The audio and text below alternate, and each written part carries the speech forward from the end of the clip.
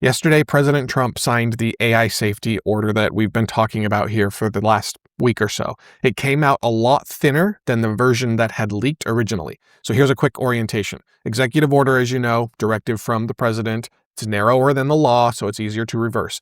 This one had been drafted and then pulled from circulation in late May, and we tracked that withdrawal. It was after President Trump was called by Zuckerberg and Musk and others to basically say that they were against the way that it was originally written. But look at what has changed between the draft version and the one that got signed. The leaked version asked the frontier labs, so the companies that are building the most capable AI models, to hand the government a new model for review 90 days before public release. But the signed version makes that 30 days, and it's voluntary. Labs are asked, not compelled.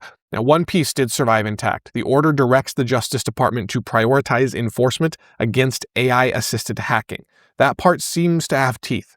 But the softening followed an intense lobbying push led by the administration's own AI policy lead, and the labs welcomed it rather than fighting it. Anthropic called the signed order on X an important step in strengthening America's leadership in AI.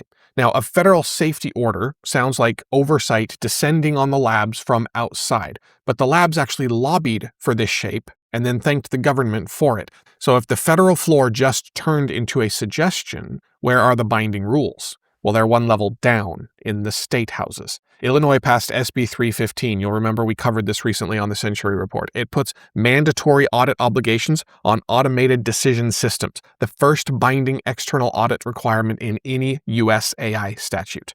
New York City stood up a dedicated enforcement office for its algorithmic hiring law. Those rules require action, and it binds any company operating nationally. A firm doing business in all 50 states doesn't get to choose the voluntary federal floor over the mandatory Illinois ceiling. It has to meet the strictest rule in its largest market. So the real compliance surface, the rules that a national AI company actually has to satisfy, they're being written in Springfield and in New York City, not necessarily in Washington.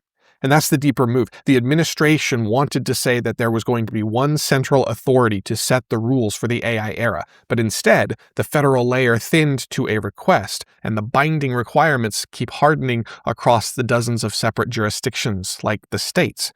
Governance is spreading out instead of waiting on one promised rulebook, more distributed, and a lot harder for any single lobbying push to capture. And that diversity is very likely a good thing. All right, let's shift to another story here, also about extractive systems trying to continue to stay relevant. Anthropic widened its cyber defense program this week, and the order in which it handed out access, that is the whole story. The program is called Glasswing. We've covered it many times. It puts the most capable defensive version of Anthropic's cyber model into the hands of network defenders, software that finds security holes before attackers do. The model at the center, as you know, is called Mythos. It's dual use. It can defend or it can attack, which is why the access is so staged, so they say. An expansion is happening now, and it's quite large. Access went from roughly the largest incumbents of 50 or so to about 150 organizations across more than 15 countries. Power grids, water systems, hospitals, communications networks, infrastructure millions of lives depend on. And for the first time, a government cybersecurity body got direct access. ENISA, the European Union's cybersecurity agency, until now, the program was private companies only. This builds on momentum from a few days ago. Anthropic named the expiration date on its restricted tier and put Mythos class capability on a timetable for all customers, and they said it was within weeks. Program users have already surfaced more than 10,000 vulnerabilities in the systems they defend. The defensive value here is not in doubt. Those tools genuinely do seem to protect systems that people rely on. The staging itself, though, is the part we should focus on. Look at the first cohort, the 6 organizations that got Glasswing first: AWS, Google, Microsoft, Nvidia, JP Morgan Chase, Palo Alto Networks, 6 of the best resourced players on Earth, the deepest security budgets, the most concentrated infrastructure, and they got a months-long head start hardening their own systems before anyone else. Anthropic's rationale is defenders first. You give the strongest cyber tools to defenders before attackers can reach them. Reasonable on its face, but look at who the opening defenders were. In practice, Defenders first simply meant largest and richest players first. When the first names on the list are the incumbents already sitting at the top, the word defender doesn't seem to fit as well anymore. And this is the part worth being really clear-eyed about. If this is one of the most powerful security models ever built, then whoever holds it first holds a disproportionate share of the protection. You hand it first to the organizations already furthest ahead, and you don't just preserve the gap between who can defend and who can't. You widen it, precisely among the actors who are already the furthest apart.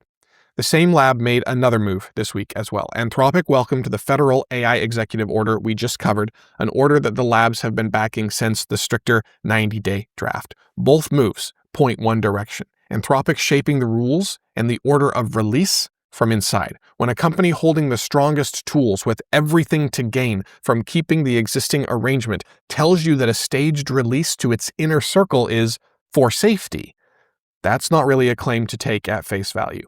Now, the counterweight, it's real as well. The nature of this kind of intelligence is to equalize. Look at what also is going on here. The open weight models closing in on the proprietary frontier, as we're about to talk about. The head start is real, but it's also temporary. The payoff line here: the defensive capability protects real systems. That is genuine. But the staging handed the strongest shield to the strongest players first, and for a window. That makes the secure more secure and leaves everyone else waiting their turn.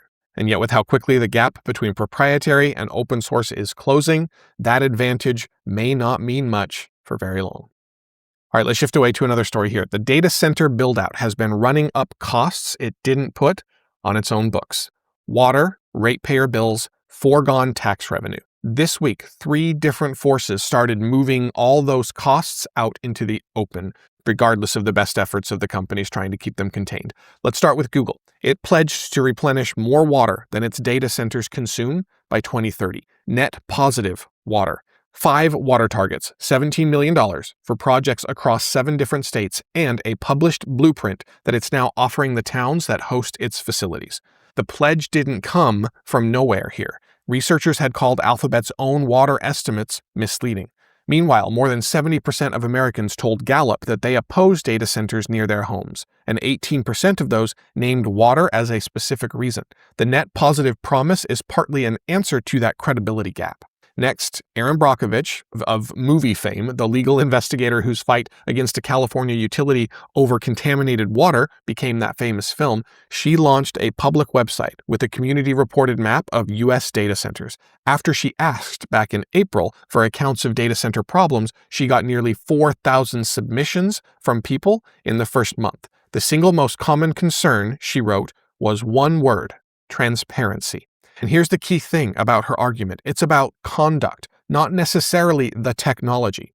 Her specific target is projects that were only announced after the permits were locked in.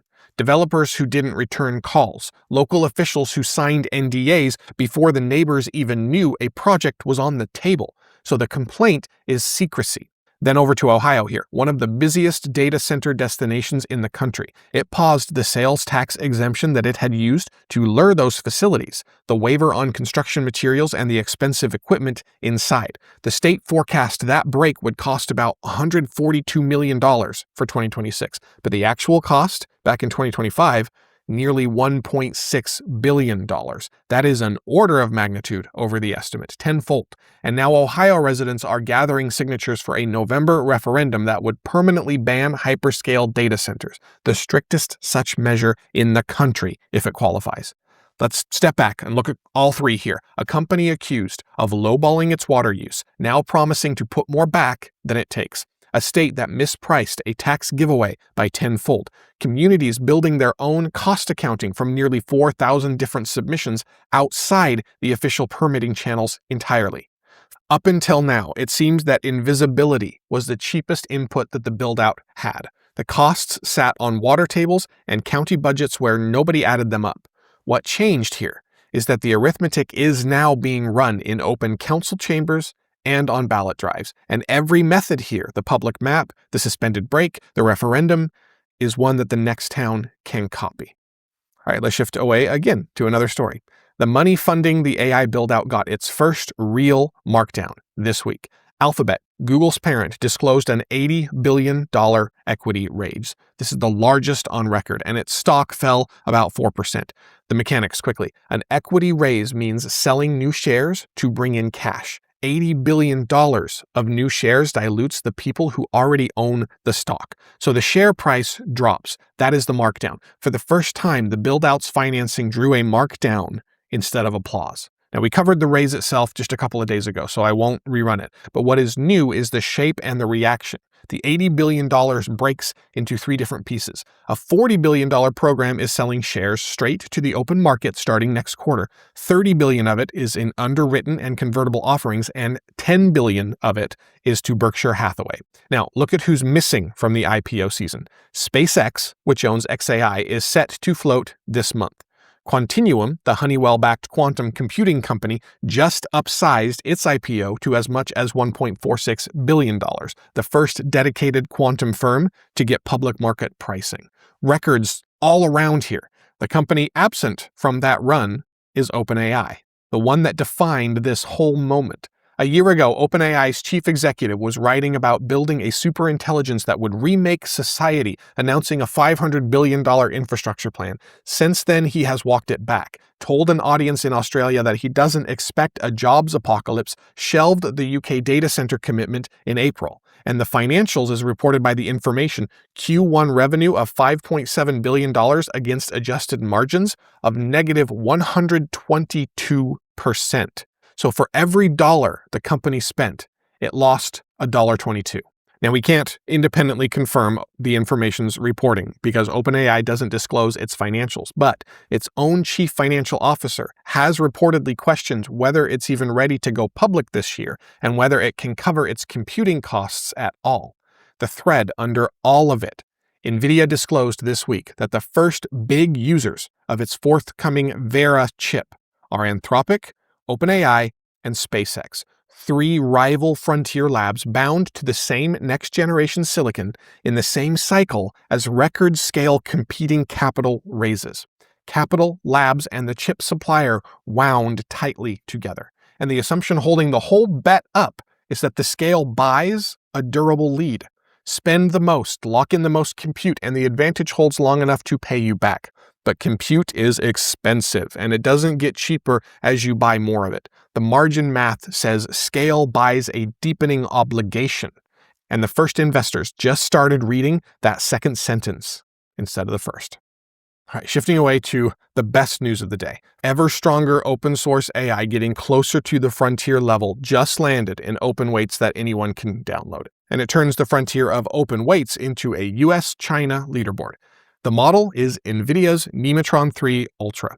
Open weights, meaning that the trained model is published for free so that any lab or developer can run it, fine-tune it, and own it on hardware that they already have. No metered API, no rented access. It's about 550 billion total parameters, with only 55 billion active at any moment, which is a mixture of experts design, meaning that most of the model stays dark and unused on any given token and word, which keeps a huge model like this cheaper to run. On the Artificial Analysis Intelligence ranking, it scores 48. That makes it the strongest open US model ever released. The next open US models aren't even close. The best of the rest sit at 39. And it is fast, too. On one provider, it runs more than 300 tokens per second, where comparable models like DeepSeek, for example, or Moonshot manage between 50 to 100.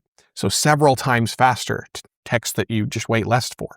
Now, the honest gap, though. China's open model Kimi K2.6 scores 54, which is ahead of Nemotron, and the strongest closed model, which is currently Anthropic's Opus 4.8, sits at 61. So the open tier is now an explicit US-China contest with no single dominant entrant, and on the open tier, a Chinese model holds the top spot. The frontier is a leaderboard now, and no single company is holding it. Pair that with what shipped alongside it. Minimax M3, natively multimodal, takes images and video, a 1 million token context window, which is the same as what Opus 4.8 has, roughly a small library's worth of text that it can hold in its mind at once. And the price, 12 cents per million input tokens, against Opus's $5. So you have got what is approaching frontier class capability, landing at just a few cents per million tokens, free to download, running several times faster than its open peers. This continues a run that we have been tracking. Nvidia is putting its Cosmos robotics model on the Commons. Just last week that happened. JetBrains is open sourcing its coding model. So this pattern is holding. And the payoff is this: when a freely downloadable model lands within a few points of the closed leaders, runs faster, and costs just a fraction of what the frontier ones do, the math for the proprietary tier shifts from whether the closed model still leads to how long that lead is worth paying that much for. That gap is closing. All right, let's bring it to a close. Take the whole day together. A federal safety order signed in a form that the labs had actually asked for. A defensive cyber model handed first to the 6 biggest players and only now expanding in a more equitable way. Communities forcing the build-out's hidden costs into open budget hearings. The first markdown on the money funding it all, and intelligence approaching the frontier posted online for free. Run through them, and you can feel one thing happening underneath. Every attempt to hold frontier capability in place as proprietary is getting outrun by how fast it itself spreads. The federal order going voluntary just showed that the center of gravity already moved to the state houses, writing binding rules just one jurisdiction at a time. Anthropic staged Glasswing very carefully, the largest incumbents first, but then endorsed the federal order that it had supported all along. The labs are shaping both the rules and the order of release from the inside, where their vested interests are served. And the proprietary edge that this whole arrangement is built to protect is actually being eroded the same week by open models landing just a few points from the closed leaders at a fraction of the price. The equalization is happening. It's just not in the order that the staging was hoping to propose. That is the pattern. Scarcity as something you can own and ration. The locked-in compute, the staged access, the gated frontier keeps breaking down across safety, capability, and cost all at once. And notice who that lands on. The town in Ohio that just put a tenfold cost overrun on the public record. The European agency that finally got the security model after weeks of being outside the room. The developer who can now download a nearly frontier-class model and run it on hardware they already own for cents. The capability the biggest players are spending the most to fence in is the same capability showing up cheaper and freer in everyone else's hands. That is where this is going. We'll see you tomorrow.